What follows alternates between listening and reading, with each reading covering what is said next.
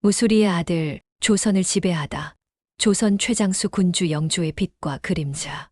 조선 왕들 가운데 가장 오랫동안 왕위에 있었고 가장 오래 살았던 임금이 있습니다. 하지만 그 누구보다도 깊은 상처와 비극을 가슴에 안고 살았던 분이기도 합니다. 오늘 함께 살펴볼 인물은 조선 제21대 왕 영조입니다.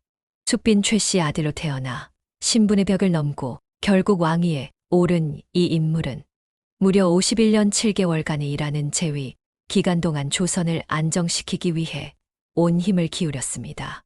탕평책과 균역법 등으로 백성들의 삶에 실질적인 변화를 가져오려 했죠. 하지만 그 이면에는 아들을 뒤주에 가두어야 했던 한 아버지의 고뇌, 출신에 대한 평생의 콤플렉스, 그리고 이를 극복하기 위한 철저한 자기관리의 지혜가 숨어 있습니다. 그의 삶은 빛과 그림자가 동시에 엮인 복합적인 이야기로 가득합니다. 이 영상에서는 영조의 출생과 통치, 가족 이야기, 그리고 건강 비결까지 상세하게 짚어보겠습니다. 끝까지 함께 해주시면 감사하겠습니다. 여러분의 구독과 좋아요는 채널에 큰 힘이 됩니다. 영조의 출생은 조선 왕실 역사에서 유난히 논란이 많고 상처가 깊은 이야기였습니다. 그의 본명은 이금, 자는 광숙, 호는 양성원이었습니다. 1694년 조선 19대 임금 숙종과 궁녀였던 숫빈 최씨 사이에서 태어났습니다. 하지만 어머니의 신분이 문제였습니다.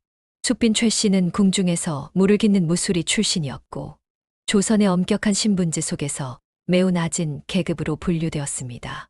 그런 어머니에게서 태어난 왕자는 쉽게 왕실 내부의 인정을 받을 수 없었고 실제로 영조는 궁밖의 사저에서 자라야 했습니다. 공식적으로 왕자의 지위를 인정받은 것은 6살 무렵 연인군으로 봉해졌을 때였습니다. 그 후 경종의 건강이 악화되자 영조는 왕세제로 책봉되었지만 그를 둘러싼 정통성 논란은 끊이지 않았습니다. 당시에는 영조는 숙종의 친자가 아니다라는 흉흉한 소문이 돌았고 심지어 김춘택의 아들이라는 비방성 벽서가 한양 시내에 나붙기도 했습니다. 김춘택은 숫빈 최씨와 가까웠던 내시였으며 이러한 소문은 단순한 중상모략을 넘어 영조의 정치적 정통성을 무너뜨리려는 의도가 담긴 공격이었습니다. 결국 이 논란은 실제 정치적 위기로 이어지게 됩니다. 영조가 즉위한 다음 해 1728년에는 이인좌의 난이 일어났습니다. 이 반란의 명분 역시 정통성 없는 왕이 왕위를 차지했다는 것이었습니다.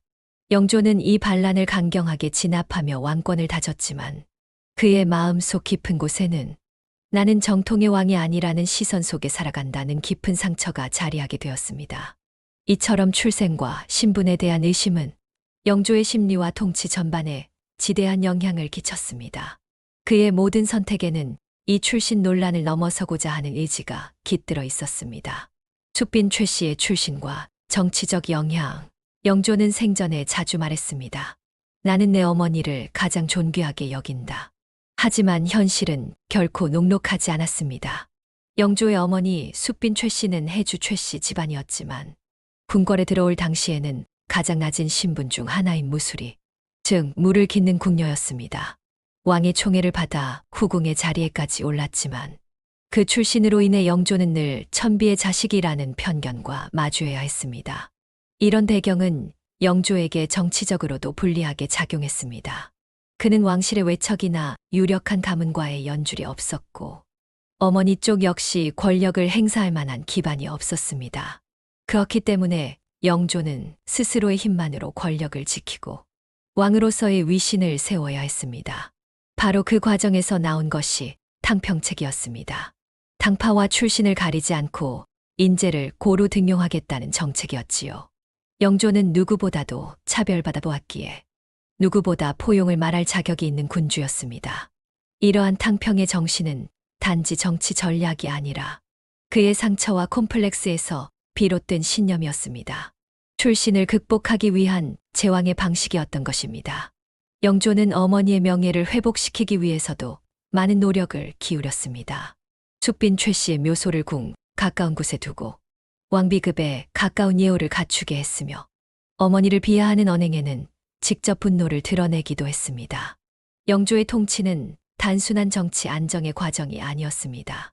그 안에는 자신을 둘러싼 세상의 시선을 극복하고자 했던 한 인간의 치열한 사투가 담겨 있었습니다. 그리고 이 모든 배경은 훗날 아들 사도세자를 대하는 그의 냉정함과도 무관하지 않다는 해석도 존재합니다. 무수리의 아들로 태어나 임금의 자리에 오른 영조. 그의 삶은 조선 후기 신분제 사회의 현실을 정면으로 마주한 진짜 정치인의 초상이었습니다. 탕평책과 정치개혁. 영조께서 왕위에 오르셨을 당시 조선의 정치판은 붕당 싸움으로 극심하게 혼란스러웠습니다. 노론과 소론, 심지어 같은 당파 내에서도 계열이 나뉘며 끊임없는 권력 다툼이 이어지고 있었고 왕권은 사실상 붕당에 휘둘리는 상황이었습니다.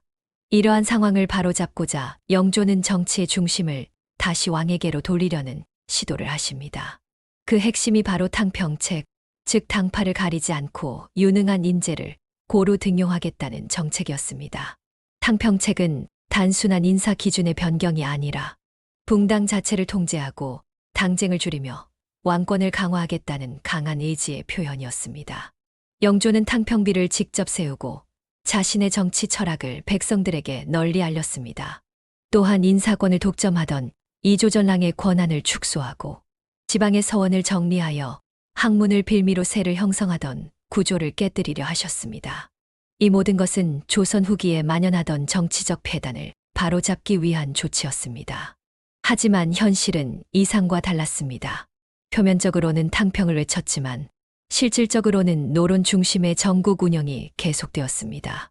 소론과 남인 세력은 점차 밀려났고 탕평은 점차 형식적인 제도로 자리 잡게 됩니다.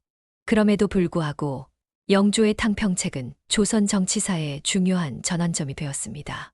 이후 정조에게 이어지는 개혁의 기반이 되었으며 왕이 전국을 주도하는 방식의 한 전형을 만들어낸 것이기도 합니다. 영조는 완벽한 정치가는 아니었지만 누구보다도 정치의 현실을 이해했고 그 현실 속에서 조율과 통제를 통해 조선을 안정시키고자 노력하신 분이었습니다. 그의 탕평책은 이상주의와 현실주의 사이에서 끊임없이 균형을 맞추려 했던 군주의 깊은 고민이 담긴 정책이었습니다.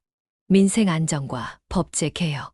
영조께서는 정치 개혁과 함께 백성들의 삶을 실질적으로 안정시키기 위한 민생 정책에도 깊은 관심을 기울이셨습니다. 그 중심에는 바로 균역법이 있었습니다. 이 법은 해마다 군포 2피를 내야 했던 백성들의 부담을 절반으로 줄여 국가에 대한 의무는 유지하면서도 고통은 덜어주는 실용적인 개혁이었습니다. 억울한 일을 직접 호소할 수 있도록 신문고, 제도도 부활시켰습니다. 백성들은 궁궐 앞북을 두드림으로써 자신의 억울함을 알릴 수 있었고 왕은 이를 통해 민심을 직접 확인하셨습니다. 형벌제도 역시 대대적으로 손보셨습니다. 지나치게 가혹했던 압수령이나 경자 같은 형벌을 폐지하시고 삼복법과 삼심제를 도입하여 재판의 신중함과 공정성을 높이셨습니다. 이는 조선 사법체계의 기준을 한 단계 끌어올린 조치였습니다. 또한 금주령과 사치금지령을 통해 사회 전반의 도덕성과 검소함을 강조하셨습니다. 특히 사치에 빠진 양반과 여성들이 가정을 해치지 않도록 남편에게까지 처벌 규정을 둘 정도로 강하게 제재하셨습니다. 영조의 민생개혁은 보여주기식 정책이 아니었습니다. 백성들이 체감할 수 있도록 작은 변화 하나하나에 실질적인 의미가 담기도록 노력하신 군주셨습니다. 자녀와 왕실 가족사. 영조께서는 조선의 임금들 가운데 가장 오래 사신 분이었지만 자식복만큼은 유독 따르지 않았다는 평가를 받습니다.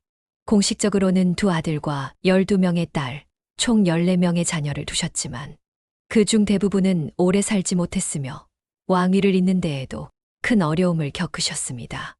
장남은 효장세자였습니다.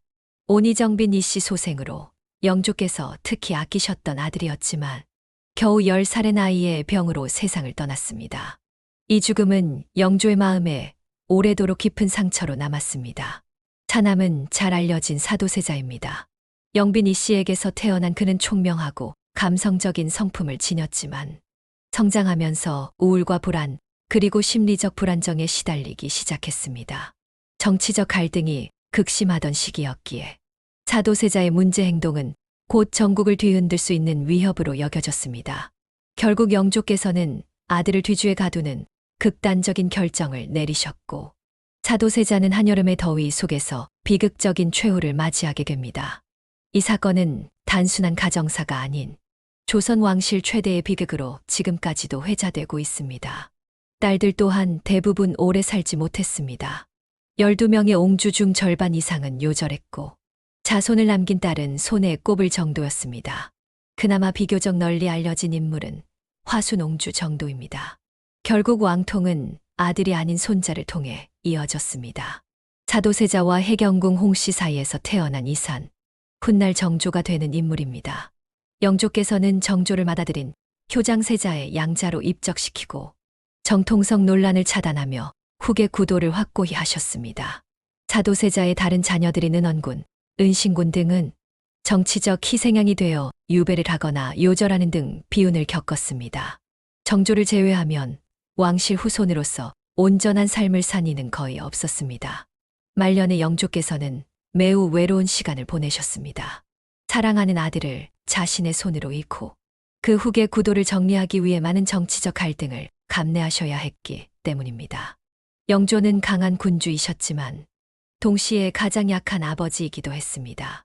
그의 가족사는 조선 왕실의 영광보다도 한 인간으로서의 깊은 고뇌와 고통을 보여주는 이야기로 남아 있습니다. 영조의 장수 비결과 식습관. 조선시대의 평균 수명이 30세에서 40세에 불과하던 시절, 영조는 무려 81세 5개월까지 장수하며 조선 왕 중 최장수 임금으로 기록됩니다. 그렇다면 그의 장수 비결은 무엇이었을까요? 영조는 어리적부터 소화력이 약한 체질이었습니다. 그래서 왕으로서 누릴 수 있는 호사스러운 식사 대신 하루 5번 올라오던 수라를 3번으로 줄이고 반찬 수도 절반 이하로 줄이는 소식과 절제의 식습관을 실천하셨습니다. 식사 시간도 규칙적으로 지켜 바쁜 업무 중에도 끼니를 거르지 않으셨습니다. 그는 흰쌀밥보다 현미보리 등 잡곡밥을 즐기셨으며 김치, 나물, 과일 등 채소 중심의 식단을 유지하셨습니다.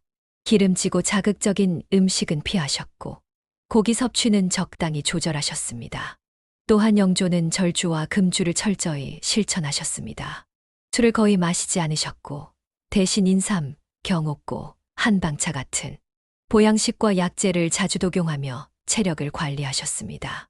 특히 인삼을 넣은 삼계탕은 즐겨 드셨던 대표적인 보양식이었습니다. 자신의 체질과 몸 상태에 맞춰 음식을 조절하는 지혜도 갖추셨으며 3일에 1번 꼴로 내의원의 건강 진료를 받으셨습니다.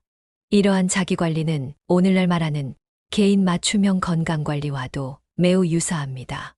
여기에 꾸준한 운동, 검소한 생활, 학문을 통한 정신 수양까지 더해져 노년에도 총명함과 건강을 유지할 수 있었던 것입니다. 현대의학에서도 강조하는 소식, 규칙적인 식사, 채소 위주 식단, 절주, 그리고 주기적인 건강 점검과 스트레스 관리까지. 영조의 식생활은 단순한 절제가 아니라 자신의 몸과 마음을 이해하고 다스렸던 실천의 철학이었습니다. 그의 장수는 단순한 운이 아니라 몸과 정신을 함께 돌보는 꾸준한 태도가 만들어낸 조선시대의 건강관리 성공 사례라고 할 수 있습니다. 영조는 출신의 한계를 극복하고 붕당 정치 속에서도 조선을 지켜낸 군주였습니다. 그의 삶에는 왕으로서의 위엄과 한 아버지로서의 고통이 공존했습니다. 그가 남긴 개혁과 절제, 그리고 인간적인 고민은 오늘날에도 많은 것을 생각하게 만듭니다. 이 영상이 여러분께 작은 통찰이 되었다면 구독과 좋아요로 함께 해주세요. 다음 이야기에서도 깊이 있는 역사로 찾아뵙겠습니다. 감사합니다.